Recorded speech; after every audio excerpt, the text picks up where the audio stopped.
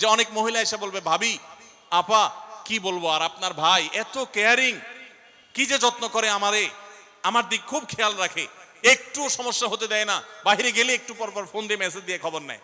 বুঝবেন যে সাক্ষাৎ শয়তান হাজির হয়ে গেছে। এই লোক হয়তো সৎ উদ্দেশ্যে বলছে, কিন্তু শয়তান তাকে দিয়ে বলাচ্ছে আপনাকে অশান্তিতে ফেলার জন্য। মনে রাখবেন, যারা নিজেদের তারিফ করে তারা হয়তো পজিটিভ মানুষ দেখে তারিফ করে, তাদের সংসারে এমন এমন অশান্তি হয় যেগুলো হয়তো আপনাদের হয় না, শুধুমাত্র শয়তান ওইগুলো আপনার সামনে হাজির করছে। খবরদার, ওইগুলো দেখে খুব সহজেই একে অন্যের প্রতি জাজমেন্ট করতে যাবেন না। তাহলে দাম্পত্য জীবনে সুখ শান্তির জন্য অন্যের সুখের মিথ্যা গল্প শুনতে যাবেন না। যদি সত্য গল্পও হয় তবুও মনে রাখবেন যে হয়তো সে একটা দিক তুলে ধরছে, তাদের আরো চ্যাপ্টার আছে সেটা তারা তুলে ধরছে না, তাদের চাইতে আমরা আলহামদুলিল্লাহ কম সুখে নাই। নিজেদের পজিটিভ গুলো দেখার চেষ্টা করবেন। 8 নম্বর, ক্ষমা করতে শেখা। দেখুন, ক্ষমা করতে না পারলে দাম্পত্য জীবনে কেন, কোন জীবনে আপনি কখনো সুখী হতে পারবেন না। সবকিছুকে অনেক বড় করে দেখবেন না, অনেক কিছুকে ক্লোজ করবেন, ছোট করবেন। এবং মনে রাখবেন, আল্লাহ তাআলা ক্ষমাশীলকে ভালোবাসেন। কোরআনে আল্লাহ তাআলা একাধিক জায়গা বলেছেন, যারা ক্ষমা করে আল্লাহ তাদেরকে ভালোবাসেন। আপনি যদি বলেন যে কতবার ক্ষমা করব, যতবার আপনি আল্লাহর কাছে ক্ষমা আশা করেন, আপনি আপনার স্ত্রীকে, আপনি আপনার স্বামীকে, আপনার জীবন সঙ্গীকে, যে কোনো মানুষকে ততবার ক্ষমা করবেন। আপনি জীবনে একই পাপ কতবার করেন, আল্লাহ মাফ করবেন আশা করেন না? তাহলে আপনার আল্লাহর বান্দাকে কেন আপনি ক্ষমা করবেন না? বিধায় ক্ষমা করা এটা শিখতে হবে। কখনো কোনো ভুল হয়েছে বুঝতে পারলে পণ্ডিতি না করে সাথে সাথে ভুল স্বীকার করা জানতে হবে, যে হ্যাঁ এটা আমি ভুল করেছি। হ্যাঁ, এটা স্বীকার করলে সে একটু মাথায় উঠে যাবে, সে একটু লাই পেয়ে যাবে, পাক। কিন্তু এটা একটা ভালো গুণ, পরবর্তীতে এটাকে ব্যালেন্স করতে পারবেন অন্যভাবে। ভুল স্বীকার করবেন। মেয়েদের সাথে বিশেষ করে যখন ঝগড়াঝাটি হয়, কোনো কিছু হয়, মনে করেন ঝগড়া তুমুল আকারে চলে গেছে, এখন আপনার স্ত্রী আপনার মৃত্যুদণ্ড জারি করবেন, জাস্ট এটা বাকি আছে। এই টাইমটাতে আপনি যদি চান যে এই রাগের পারদকে পাতাল থেকে মুহূর্তের ভিতর, আমি আকাশ থেকে মুহূর্তের ভিতরে পাতালে নামায় আনবো, আগুনের সাথে সাথে পানি করব, একটা বুদ্ধি, একটা কাজ করবেন, সাথে সাথে পানি হয়ে যাবে। সেটা কি? এতক্ষণ যা তর্ক করছেন, এখন বলেন যে আসলে তুমি ঠিক বলছো, আমারটা ভুল, ব্যাস দেখবেন যে আগুন পানি হয়ে গেছে সাথে সাথে। তো ভুল স্বীকার করতে পারে, এটা শুধু স্বামীরা না, স্ত্রীদের ক্ষেত্রে একই কথা প্রযোজ্য। এটা অনেক বড় একটা গুণ, বিশেষ করে ক্ষমা করতে পারা। ক্ষমা করতে যারা পারে না তাদেরকে আল্লাহ ভালোবাসেন না। আল্লাহ তাআলা বলেছেন যে আল্লাহ তাআলা ক্ষমাশীল মানুষদেরকে ভালোবাসেন, বিধায় আমরা ক্ষমা করতে শিখবো ইনশাআল্লাহ। 9 নম্বর হলো, শয়তান যে সমস্ত জায়গাতে ধোঁকা দেয় এই জায়গাগুলোকে ক্লিয়ার রাখা। যেমন একটা পয়েন্ট বলি, স্বামী স্ত্রীর মধ্যে কিছু কিছু জিনিস প্রাইভেট থাকতে পারে। আপনার স্ত্রী আপনার শ্বশুর বাড়িতে ফোনে কথা বলেছে, কি বলেছে, আম্মা তোমার সাথে কি বলেছে, তোমার আব্বা কি বলেছে, তোমার ভাই কি বলেছে, ব্যক্তিগত বিষয়গুলো খুব বেশি খোঁচাখুচি করে জানতে যাবেন না। এগুলো জানতে গেলে অশান্তি হবে। এবং অনেক সময় দেখা যেতে পারে কোনো কিছু দেখে আপনার সন্দেহ হয়েছে, তাহলে এটা পেটের ভিতর রাখবেন না। আবার খারাপ ভাবে উপস্থাপন না করে সুন্দরভাবে উপস্থাপন করুন যে আমার কাছে এরকম মনে হয়েছে, তাতে সাময়িক ঝগড়া হোক, কিন্তু আপনি ক্লিয়ার হয়ে যাবেন এবং নিজেদের মধ্যে কোনো ঝামেলা থাকবে না। শয়তান বিশেষ করে ওয়াসওয়াসা, কুমন্ত্রণা, সন্দেহের রোগ দিয়া দাম্পত্য জীবনে সবচেয়ে বেশি অশান্তি তৈরি করে। এই জন্য সন্দেহকে কোনো স্থান দিবেন না।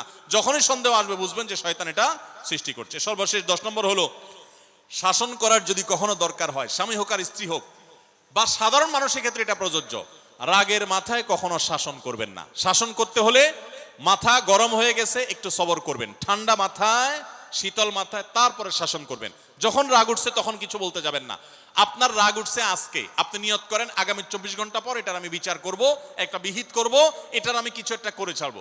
24 ঘন্টা টাইম নেন, ইনশাআল্লাহ আপনি নিশ্চিত থাকেন 24 ঘন্টা পর যদি আপনি এটা নিয়ে বসেন, তাহলে আপনার এই বসাটা অনেক বেশি হবে ন্যায়সঙ্গত। এটাতে কোনো প্রকার সীমালঙ্ঘন থাকবে না, রাগের চোটে অন্যায় আচরণ হবে না, জুলুম হবে না, বাড়াবাড়ি হবে না, যথাযথ শাসন হবে। যে কোনো মানুষের ক্ষেত্রে এটা প্রযোজ্য। আপনার একটা ছেলে এমন কোন অন্যায় কাজ করছে, আপনি এখন তাকে মাথা হট হয়ে গেছে, এখন শাসন করতে গেলে জুলুম হয়ে যেতে পারে, একটু সবর করেন, সময় নেন, দেখবেন রাগটা প্রশমিত হয়ে লেভেলে চলে আসছে। এরপর যদি শাসন করেন দেখবেন জুলুম হবে না। তো স্বামী স্ত্রী উভয়ের ক্ষেত্রে একই কথা প্রযোজ্য। ঝগড়া যখন করতে মন চায়, মেজাজ যখন গরম হয়, তখন না করে একটু পরে করেন। আমি সৌদি আরবে প্রবাসে যখন ছিলাম, আমি দেখেছি অনেক বাংলাদেশি ভাইয়েরা, তখন নেটের এত বেশি প্রচলন ছিল না, তারা মোবাইলে একটার পর একটা কার্ড রিচার্জ করতো 50 রিয়াল 100 রিয়াল দিয়া। কেন? শুধুমাত্র বউয়ের সাথে ঝগড়া করার জন্য। কিসের জন্য? কারণ কথা বলতেছে, মনে করেন কোন একটা বিষয় নিয়ে তুমুল বিশ্বযুদ্ধ বেঁধে গেছে দুইজনের, এখন এই পাশ থেকে ওই পাশ থেকে কথা চালাচালি ঝগড়াঝাটি চলতেছে, চিল্লানি চেঁচামেচি, হঠাৎ করে লাইন কেটে গেছে, ব্যালেন্স শেষ, দৌড় দিয়ে চলে গেছে দোকানে, এই তাড়াতাড়ি একটা কার্ড দেন ভাই, তাড়াতাড়ি রিচার্জ করতেছে। কেন? তাকে এখন কি করতে হবে? অসমাপ্ত ঝগড়ার সেকেন্ড ইনিংস শেষ করতে হবে। আবার কার্ড শেষ হয়ে যাচ্ছে, ইনিংস ঘোষণা হয়ে গেছে, আবার যায় সে কার্ড রিচার্জ করে থার্ড ইনিংসে ঝগড়া করছে। কত বড় বেকুব চিন্তা করে, কত বড় নির্বুদ্ধিতা। এই ঝগড়াটা স্বামী স্ত্রী যদি দুই জায়গায় থাকেন, ফোনে যদি ঝগড়া হয়, আমি বুদ্ধি দেই যে ফোনটা যখনই দেখলেন যে ঝগড়া শুরু হয়ে গেছে, তখন সাথে সাথে মোবাইলটা অফ করে ফেলান। অফ করে 3 দিন মাত্র রাখেন, অন্য একটা নাম্বার বাটন ফোন দিয়ে আপাতত অফিসের কাজ কাম ছাড়েন, আর বউয়ের সাথে যোগাযোগের নাম্বারটা 3 দিনের জন্য বন্ধ রাখেন। 3 দিন পরে মোবাইলটা আস্তে করে ওপেন করেন। এবার নিয়তি করেন যে ঝগড়া এটাই হবে, বউরে বলবেন দেখো তোমার সাথে ঝগড়া এখানে এই পর্যন্ত থামতেছে, আমরা এখান থেকে আবার শুরু করবো ইনশাল্লাহ 3 দিন পর। 3 দিনের বিরতি দিচ্ছি, যুদ্ধবিরতি। 3 দিন পরে যদি শুরু করেন, আমি তো দায়িত্ব নিয়ে বলতে পারি, লিখিত দিতে পারি আপনাকে, 3 দিনের পর যখন আবার নতুন করে শুরু করবেন, ইনশাআল্লাহ দেখবেন আগের ঝগড়ার যে দুইজনের একজনেরও আর কিছুই নেই। এখন বউরে যদি বলেন 3 দিন পরে ফোন দিয়া বলেন হ্যাঁ বলো তুমি জানি কি বলতেছিলা, দেখবেন যে আর কথা খুঁজে পায় না। আর আপনিও যদি বলেন যে হ্যাঁ আমি জানি কি বলতেছিলাম, দেখবেন এখন ঝগড়া করে জুত পাবেন না, গিয়ার একেবারে নরমালে চলে আসছে। এই জন্য ভাইরা, রাগ যখন হয় ওই টাইমটাতে ঝগড়াঝাটি করতে হয় না, তাহলে সেক্ষেত্রে দাম্পত্য জীবনে অশান্তি থেকে অনেকখানি বাঁচা যায়। যে ঠিক আছে আমরা ঝগড়া করব, এই বিষয়ে আমরা এখন কথা বলবো না, কালকে কথা বলবো, একটু অপেক্ষা করেন, উভয়ের জন্য সেখানে কল্যাণ থাকবে। আল্লাহ তাআলা আমাদের সবাইকে এসব বিষয়গুলোকে দেখে মেনে চলার তৌফিক দান করুন। আস-সুন্নাহ ফাউন্ডেশন, উম্মার স্বার্থে সুন্নাহর সাথে।